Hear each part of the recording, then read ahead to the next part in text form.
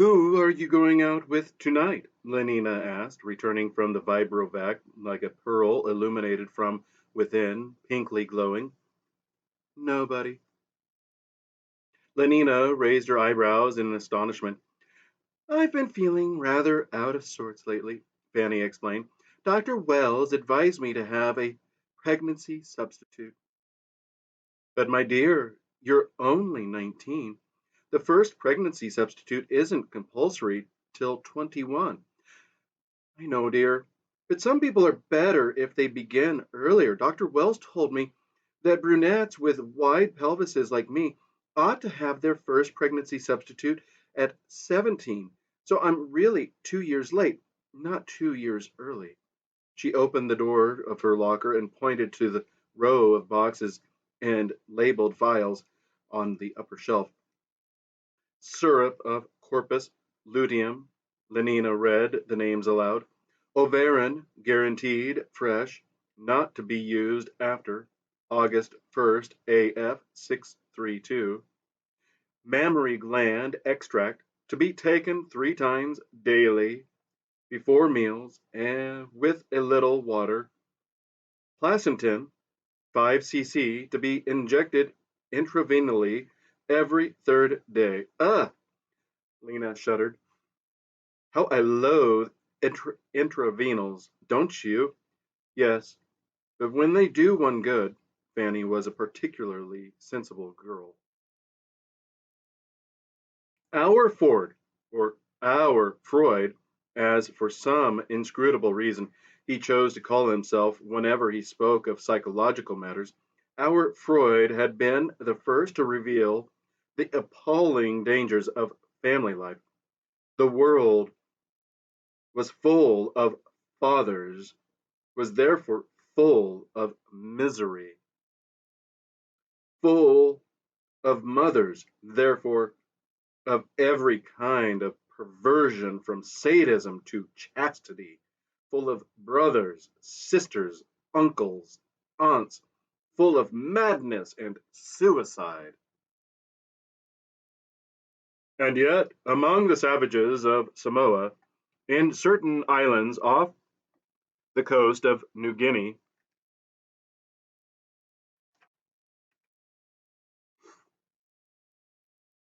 the tropical sunshine lay like warm honey on the naked bodies of children tumbling promiscuously among the hibiscus blossoms. Home was in any one of 20 palm thatched houses in the Trobriand's conception was the work of ancestral ghosts. Nobody had ever heard of a father. Extremes, said the control.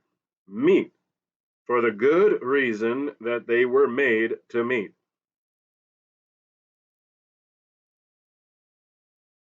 Dr. Wells says that a 3 months pregnancy substitute now will make all the difference to my health for the next 3 or 4 years. Well, I hope he's right, said Lenina. But Fanny, do you really mean to say that for the next 3 months you're not supposed to?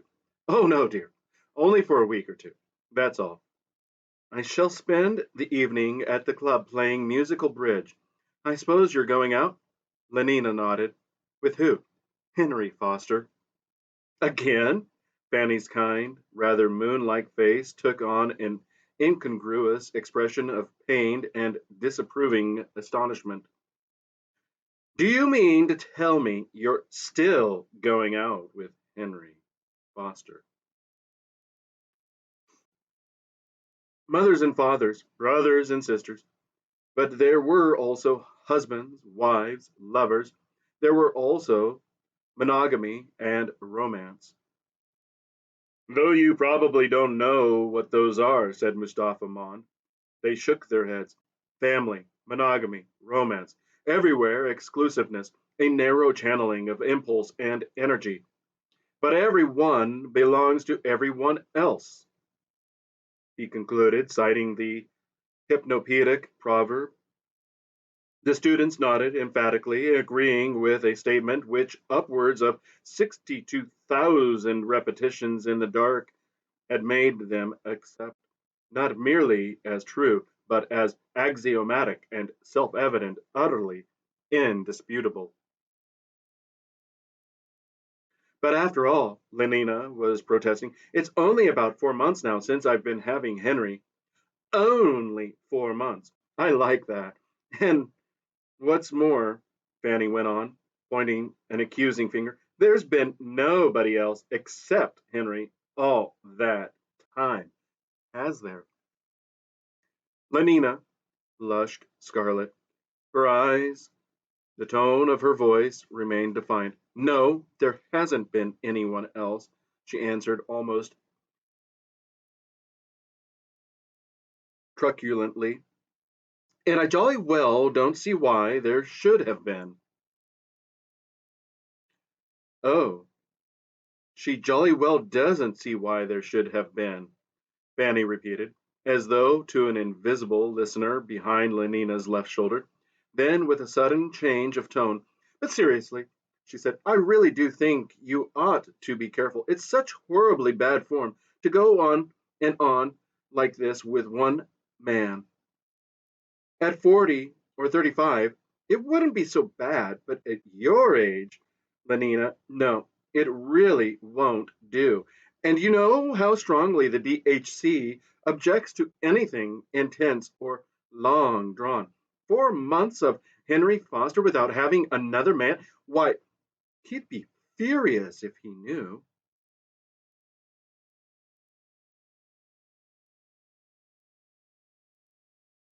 Think of water under pressure in a pipe, they thought of it. I pierce it once, said the controller. What a jet! He pierced it 20 times. There were 20 piddling little fountains. My baby, mother, the madness is infectious. My love, my one and only, precious, precious mother, monogamy, romance, high spirits, the fountain, fierce and foamy, the wild jet. The urge has but a single outlet. My love, my baby. No wonder these poor pre-moderns were mad and wicked and miserable. Their world didn't allow them to take things easily. They didn't allow them to be sane, virtuous, happy. What with mothers and lovers, what with the prohibitions they were not conditioned to obey. What with the temptations and the lonely remorses, what with all the diseases and the endless isolating pain, what with the uncertainties and the poverty, they were forced to feel strongly, and feeling strongly, and strongly, what was more, in solitude, in hopelessly individual isolation, how could they be stable? Of course, there's no need to give him up. Have somebody else have him from time to time, that's all. He has other girls, doesn't he? Lenina admitted it. Of course he does. Trust Henry Foster to be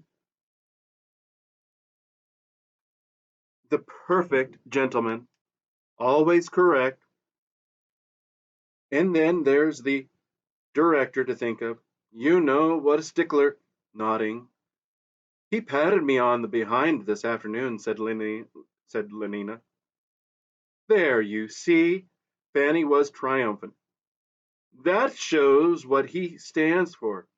The strictest convention conventionality.